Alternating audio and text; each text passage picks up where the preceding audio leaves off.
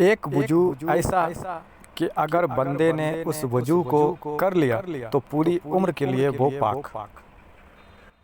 इस दुनियाए फ़ानी में जब तक वो रहेगा पूरी उम्र के लिए वो पाक हो गया, और पाक ही वो इस दुनियाए फ़ानी से रुखसत होगा, इस दुनिया को छोड़ेगा, मरेगा भी तो वो पाक ही मरेगा। और जब यौम महशर में उठाया जाएगा, वो दुनियाए आखरत जहाँ उसे सदा रहना है, वहाँ भी जब वो उठाया जाएगा उसे वो सदा की ज़िंदगी मिलेगी। जहाँ उसे सदा रहना है वहाँ भी वो पाक ही उठेगा, और नापाकी उसके अंदर नहीं रहेगी, वो पाक ही रहेगा। तो वो वजू, वो नापाकी दूर करने का जो तरीका है वो इसी दुनिया में रहते हुए करना होता है। इसी दुनिया में वो वजू करना है और वो नापाकी से खुद को बचाना है। और ये कोई किस्से कहानी, कोई अफसाना नहीं है, ये बात हकीकत पर मबनी है। और ये हमारे रूहानियत के जो सलासिल हैं और उनमें जो बड़े बड़े औलिया इकराम गुजरे हैं, सूफिया इकराम गुजरे हैं, उनका भी ये तरीका, ये अमल रहा है।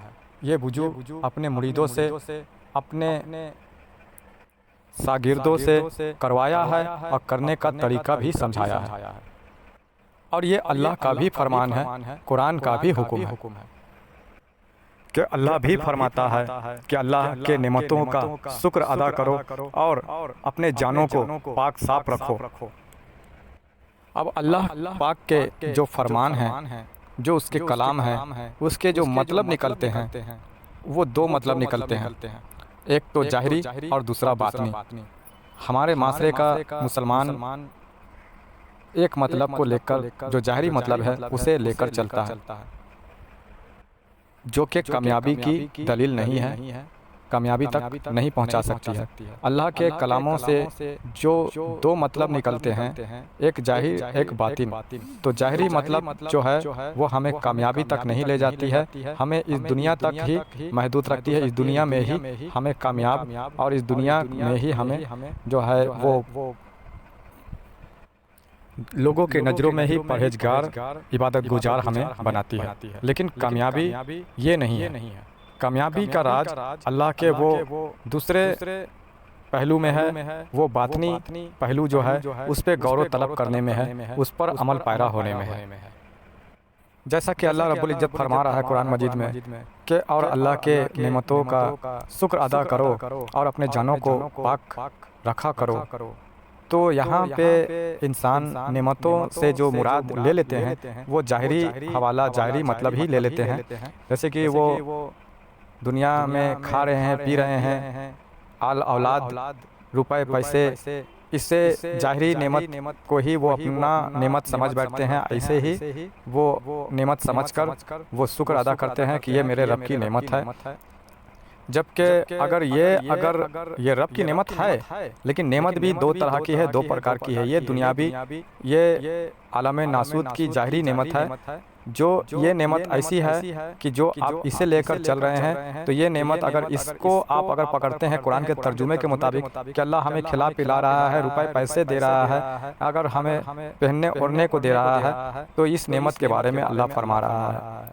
तो आप इसी का शुक्र अदा करते हैं, ठीक है। तो अगर अगर असल नेमत है, इसी के तरफ अल्लाह फरमा रहा है, इसी के ऊपर तुम्हें चलने को कह रहा है, तो ये नेमत मैं कहता हूँ कि अल्लाह रब्बुल इज़्ज़त ने तो काफिरों को भी दे रखा है, मुशरिकों को भी दे रखा है। रुपए पैसे, गाड़ी बंगले, ये तो काफिर और मुशरिकों को भी दे रखा है, जो अल्लाह को नहीं मानते हैं उसे भी दे रखा है। आल औलाद, ये तो काफिरों को, मुशरिकों को भी, मुनाफिकों को भी दे रखा है, और तुमसे ज़्यादा बेहतर दे रखा है, तुमसे ज़्यादा बेहतर अल्लाह ने दिया हुआ है। अगर तुम इसे ही नेमत समझते हो तो अगर इसे ही तुम नेमत समझते हो कुरान के मुताबिक, तो ये काफिर और मुशरिक मुनाफिकों को भी दिया हुआ है और तुमसे ज़्यादा बेहतर दिया हुआ है।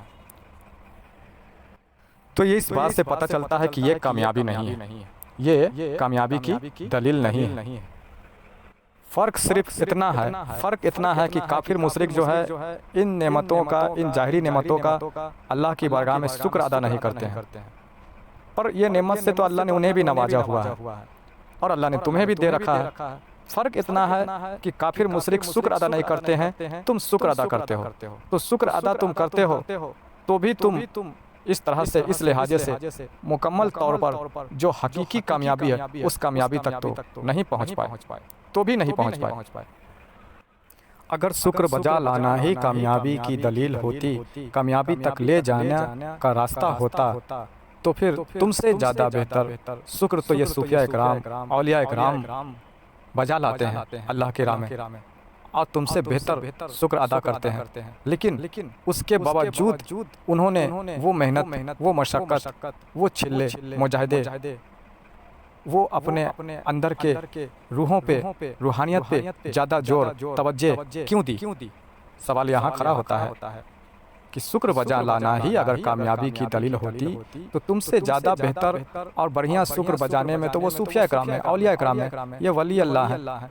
लेकिन उसके बावजूद उन्होंने इतनी मेहनत मशक्क़त किए, जंगल इख्तियार किए, छिल्ले मुजाहिदे किए, रूहानियत की तालीमों पे जोर दिए, और कई दिनों वो भूखे रहे, 40 साल उन्होंने छिल्ले काटे, जंगल इख्तियार किए, सख्त से सख्त अल्लाह की राह में वो जो रूहानियत में जो कदम उन्होंने रखे, तो सख्त से सख्त इबादत, रियाजत अल्लाह की उन्होंने टूट कर की, तब जाकर उन्होंने अल्लाह को पाया। तो इस बात से साबित हुआ कि सिर्फ शुक्र बजा लेने से, शुक्र बजा लाने से कामयाब आप नहीं हो सकते, कामयाबी कुछ और है। तो चलिए जानते हैं, समझते हैं सरकार गौहर शाही के फजल करम से कि वो अल्लाह की असल नेमत क्या है, जिसका शुक्र बजा लाना हमारे लिए मकसद है, हमारी कामयाबी की वो मेन कड़ी है और मेन रास्ता है जो हमें कामयाबी तक ले जा सकता है। तो जानते हैं, समझते हैं, यहाँ पर अल्लाह रब्बुल इज़्ज़त ने बंदों का रिज़िक दो तरह का रखा है। बंदों के ऊपर नेमतें दो तरह की रखी है। एक रिज़िक अल्लाह की जो है वो जाहिरी है, जिसे हम जाहिरी नेमत स्वीकार करते हैं, जाहिरी नेमत को लेकर चलते हैं। ये रुपए पैसे, ये खाने पीने, ये अल्लाह की जाहिरी रिज़िक है, जाहिरी नेमत है, जो शुक्र बजाना ही है, शुक्र इसका अदा करना ही है अगर आप अल्लाह वाले हैं तो। और एक नेमत अल्लाह की बातनी है, वो बातनी रिज़िक है जो हमारे अंदर रूहें हैं, उन रूहों के लिए है। समझिएगा बात को। एक नेमत अल्लाह रब्बुल इज़्ज़त की, एक रिज़िक अल्लाह रब्बुल इज़्ज़त की वो है जो आपके इस जिस्म के लिए है, जो जिस्म को हम आप ग़िज़ा खुराक देते हैं, जिस्म को फलने फूलने के लिए यूज में लेते हैं। उसका तो शुक्र हम जाहिरी जुबान से करते ही हैं और करना भी है, लेकिन एक रिज़िक रब की और है जो इस जिस्म के अंदर रूहें हैं, उस रूह की भी रिज़िक है। उसकी रिज़िक, उसकी नेमतें क्या है? उस रूह की रिज़िक, उस रूह की नेमतें जो हैं वो अल्लाह की जानिब से मिलने वाला नूर है। उस रूह की खुराक नूर है, और उस रूह के ऊपर जो अल्लाह की जानिब से नूर की रिज़िक, वो नेमतें जब मैसर होती है उस रूह को, तो उस रूह को ताकत मिलती है, उसके अंदर जान आती है। तो उस रूह का नेमत, उस रिज़िक को असल नेमत कहते हैं, उस नेमत को असल नेमत कहते हैं, और उसका शुक्र बजाना दर हकीकत कामयाबी है। उसका शुक्र बजाना, उस रूह को अल्लाह की याद में लगाना, अल्लाह के जिक्र में लगाना, अल्लाह का शुक्र उस रूह के जरिए करना, दर हकीकत ये असल शुक्र बजा लाना है, और ये असल नेमत है, और ये कामयाबी की दलील है।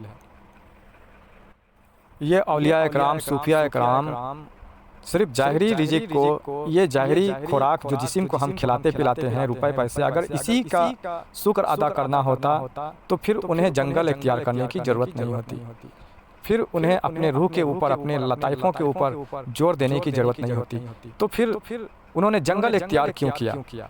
उन्होंने रूहानी तरबियत, रूहानी तालीमात पे जोर क्यों दिया?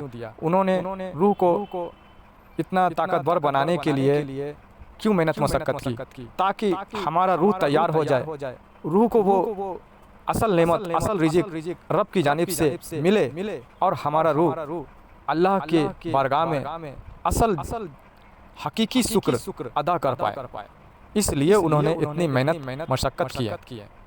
40 साल छिल्ले किए, जंगल इख्तियार किए, रूहानी तरबियत हासिल करने के लिए वली मुर्शिद का दामन थामा, तब जाकर वो अल्लाह के बारगाह में वो हकीकी शुक्र, हकीकी नेमतों का शुक्र अदा कर पाए। और जब उन्होंने अदा करने में सक्षम हो गए, कामयाब हो गए, तब अल्लाह की जानिब से तजल्लियात की बारिश उन पर जो हुई, तो फिर वो बड़े बड़े विलायत पे सरफराज हुए, अल्लाह के दोस्त बने, अल्लाह के वली बने, बड़े से बड़े मकामात पर वो फैज हुए, बड़े से बड़े मकामात पर वो फैज आप हुए।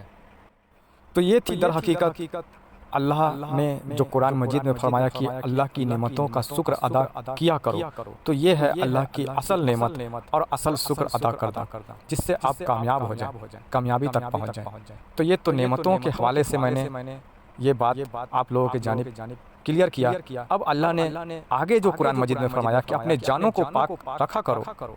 तो जानों को पाक करने के लिए जो जान, अल्लाह जिस जान के बारे में अल्लाह कह रहा है, हमारे माशरे के मुसलमानों का जो ये तरीका रहा है, ये